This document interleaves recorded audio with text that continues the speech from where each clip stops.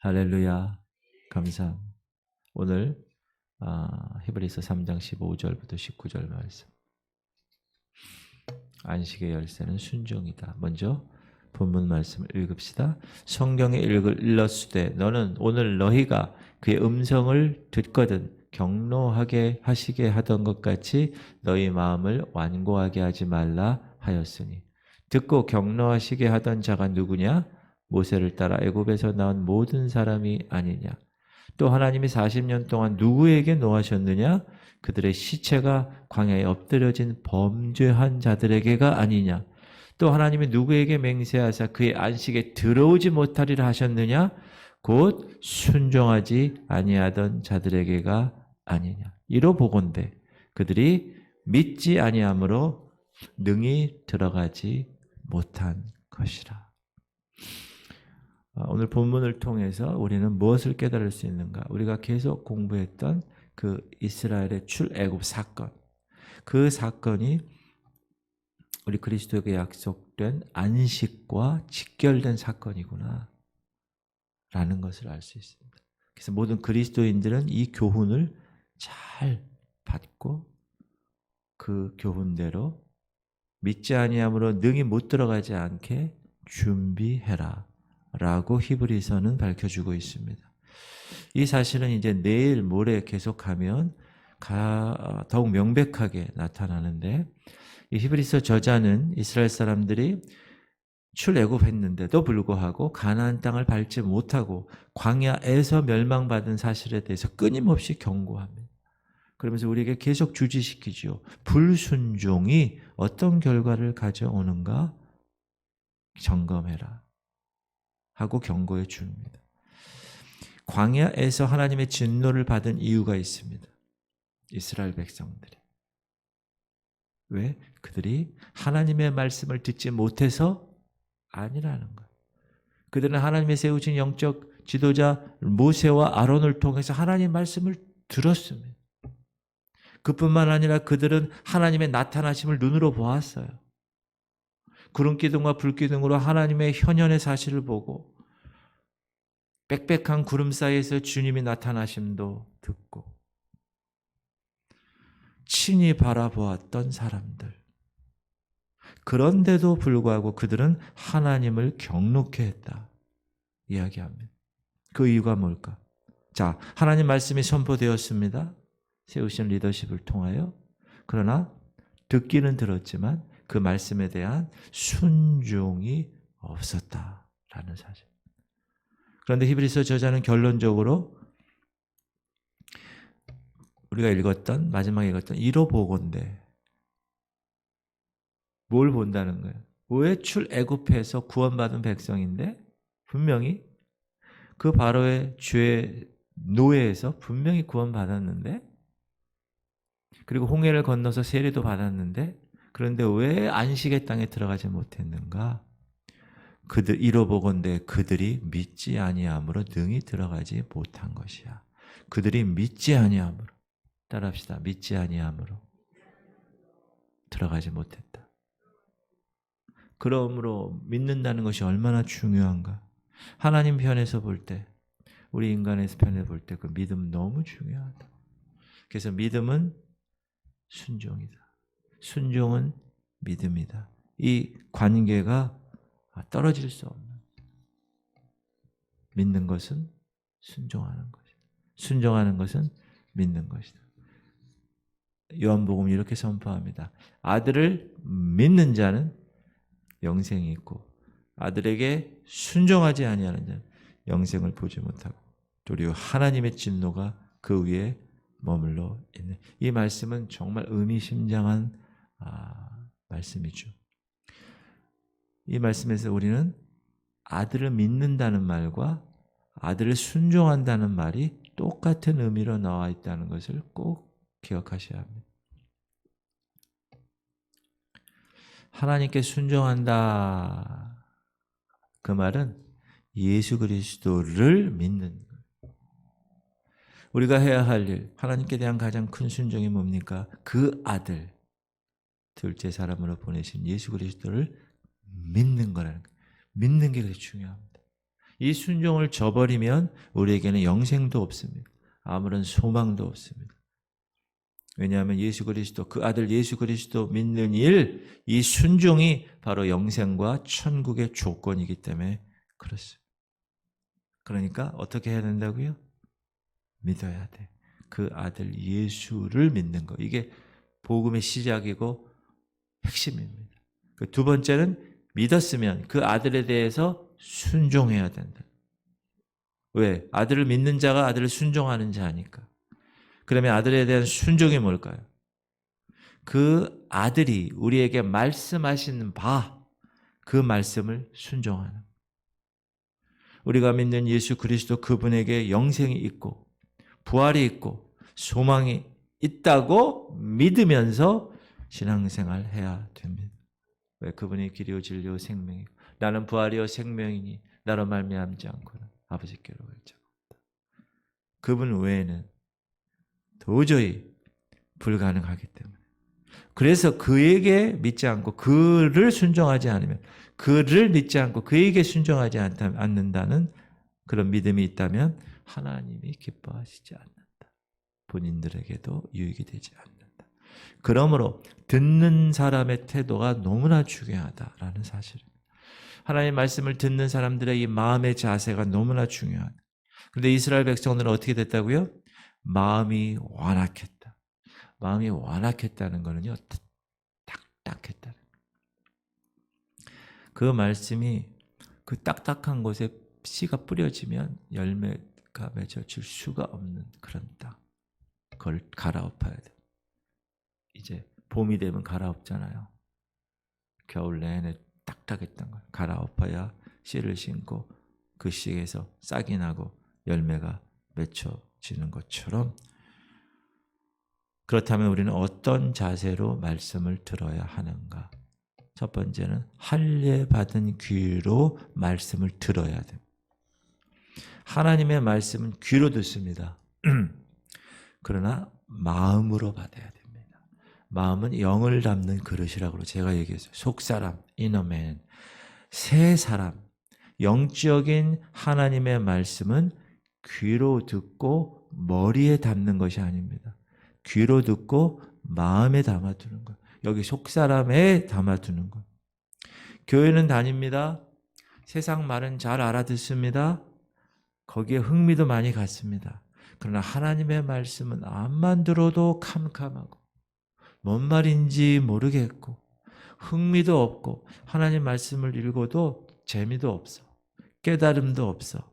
이런 사람들이 의외로 많습니다. 왜 그럴까요? 그 사람은 세상 사람의 귀로 듣기 때문에, 일반적인 육적인 이 겉사람의 귀로 말씀을 듣기 때문에 그래요. 겉사람의 귀로 말씀을 듣고 살기 때문에 그래요.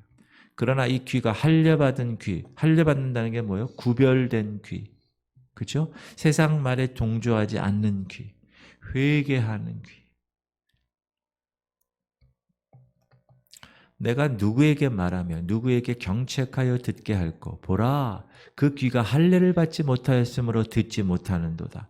보라, 여호와의 말씀을 그들이 자신들에게 욕으로 여기고 이를 즐겨하지 아니하니. 할례 받지 못한 귀입니다. 회개하지 못한 귀예요. 들어도 깨닫지 못해요. 스데반 집사님이 하나님의 복음을 전했을 때 마음에 찔렸어요. 찔려야 돼요, 여러분. 강단에서 선포되는 말씀에 여러분 마음에 항상 찔려야 돼요. 그리고 어떻게 해요? 이를 갈면 안 됩니다. 그러면 스데반처럼 돌을 가지고 악한 일을 통하여 살인을 하게 됩니다. 스데반이 죽잖아요. 그 유대인들이 마음판에 완악했기 때문에 그 말씀이 떨어지니 마음에 찔렸어요. 이를 갈았어요. 돌을 들었어요. 그 말한 사람을 쳤어요. 그러나 베드로 사도가 선포했을 때 마음에 찔렸어요. 동일하게. 그러나 그들이 어떻게 했어요? 말씀 받은 사람들이 우리가 어찌 알고 너희가 각각 회개하여 성령을 세례를 받으라. 이 회개하는 사람의 귀가 있어야 들을 수가 있습니다. 영적인 하나님의 말씀은 영적인 귀가 열려야 들을 수가 있습니다. 회개치 못한 사람의 귀는 하나님의 말씀이 아무리 선포돼도 깨닫지 못합니다. 들어요. 듣는데 깨닫지 못해요. 혹 깨달아도 순종하지 못합니다. 불순종합니다. 그래서 더 큰 죄를 짓습니다. 이게 악순환이 계속되는 거예요. 하나님께서는 회개를 거부하는 사람, 마음이 완악한 사람들에게 그 귀를 듣지 못하게 하십니다. 그 눈을 감겨보지 못하게 하십니다. 영적인 눈이 띄어지질 않아요. 구원을 얻지 못한다고 말씀하세요. 이사야 예언이 그들에게 이루어졌으니 일러스되 너희가 듣기는 들어도 깨닫지 못할 것이요 보기는 보아도 알지 못하리라. 이 백성의 마음이 완악하여져서 그 귀는 듣기에 둔하고 눈은 감았으니 이는 눈으로 보고 귀로 듣고 마음으로 깨달아 돌이켜 내게 고침을 받을까 두려워함이라 하였느니라. 그러나 너희는 눈은 봄으로 너희 귀는 들음으로 복이 있도다. 할례받지 못한 귀는 듣기에 둔합니다. 영적인 말씀이 들리지 않습니다. 회개치 못한 사람의 귀는 들어도 깨닫지 못합니다. 돌이키지 못합니다. 그래서 하나님의 말씀은 할례받은 속사람의 귀로 들어야 합니다. 마음으로 받아야 합니다. 할렐루야. 두 번째는 할례받은 마음으로 들어야 됩니다. 그러므로 너희는 마음의 할례를 하고 다시는 목을 곧게 하지 말라. 목을 곧게 한다는 건 교만이지. 마음의 할례를 받지 못한 사람이 이 사람이에요. 교만한 사람, 자기 의가 아주 가득 찬 사람. 교회 생활하고 직분 받아도 자기 의가 하나님의 의보다 커요. 그런 사람 많아요. 장로가 돼도, 목사가 돼도. 그래서 하나님의 말씀을 듣긴 들어요. 그런데 순종하지 않아요. 순종을 즐겨하지 않아요.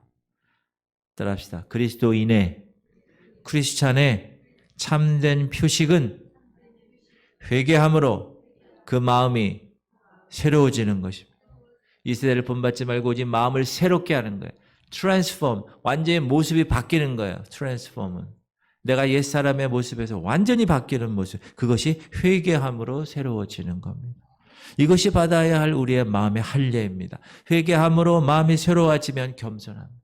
왜? 이 안에 예수님이 사시는데. 예수의 그 겸손이 내 삶을 통하여, 내 말을 통하여 나타나게 됩니다. 그게 하나님의 말씀을 듣는 태도입니다. 겸손하게. 주님, 오늘 블레셋 사람을 치러 가겠습니까? 제가 가도 좋겠습니까? 가라. 블레셋 사람을 네 손에 붙였느니라. 가는 거예요. 했어요. 그러고 나서 또 다시 올라가도 되겠습니까? 올라가 되겠습니까? 하나님? 올라가지 마라. 알겠습니다. 이게 겸손한 할례받은 마음. 이 다윗의 영성이 여러분에게 있길 바랍니다. 무슨 일을 할 때마다 하나님 이거 해도 되겠습니까? 세 번째, 말씀 순종이 왜 중요하냐? 이렇게 할례받은 귀와 할례받은 마음으로 받아야 되고 또 죄짓지 말아야 됩니다. 이스라엘 백성들이 광야에서 멸망하는 이유는 뭐냐? 그들이 계속해서 죄를 짓는 생활을 반복했다는. 또 하나님이 40년 동안 누구에게 노하셨느냐? 그들의 시체가 광야에 엎드러진 범죄한 자들에게서가 아니냐? 40년 동안 뭐예요? 계속 범죄했다는 거예요. 하나님께. 여러분, 불순종은 죄입니다. 하나님 앞에서. 그리고 그 죄된 일이 계속되면 더 큰 죄로 성장합니다. 그러므로 여러분 죄에 대해서 어떻게 해야 됩니까? 아주 민감하셔야 돼요. 그 죄 때문에 예수님이 돌아가셨는데 그 죄에 대해서 둔감하면 안 됩니다. 어떤 일을 할 때 여러분이 결정하거나 여러분이 보고 느끼고 여러분의 삶을 영위할 때 죄에 대해서 민감해야 돼요. 우리는 죄에 대하여 죽은 자입니다. 맞습니까? 세례 제가 얘기하잖아요. 죄에 대해 죽었어요. 죄를 짓지 못하는 존재예요. 그렇게 인식하고 사셔야 돼요. 그러나 육이 있기 때문에 죄를 지어요. 무너져요 또. 그러면 또 어떻게 해야 됩니까? 회개하고. 그게 육을 가진 존재로 주님 오시는 그날까지 계속 반복될 거예요. 회개 안 하면. 그러나 이스라엘 백성 40년 동안 계속 누구에게 노하했습니까? 모세를 대적하고 하나님이 세우신 그 하나님을 대적한 거예요. 그러므로 죄 짓는 거, 이 불순종은 하나님 앞에 죄입니다. 불순종. 이해돼야 순종합니까? 아니에요. 이해되지 않아도 순종해야 돼. 하나님 말씀이라.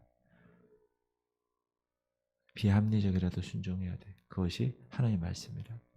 그리고 나면 나중에 그래서 그랬구나. 이해가 되는 거. 그 다음에 순종하는 거.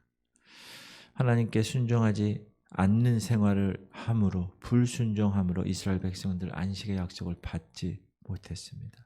두 사람 빼고는 여호수아 갈렙 빼고.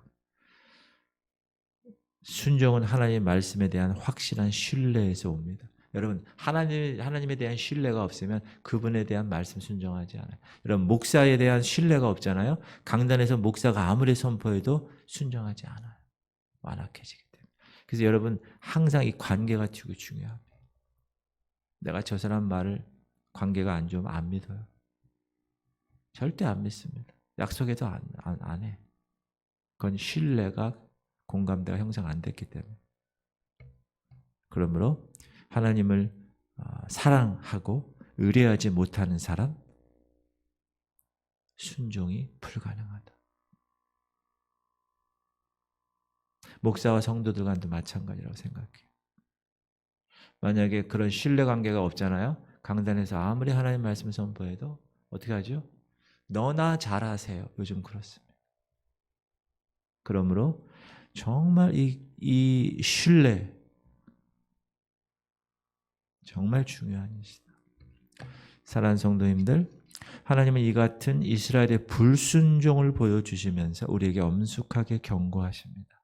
15절 성경에 일러주되 오늘 너희가 그 음성을 듣거든 경노하시게 하던 것 같이 너희 마음을 완고하게 하지 말라 하였으니 듣고 경노하시게 하던 자가 누구냐?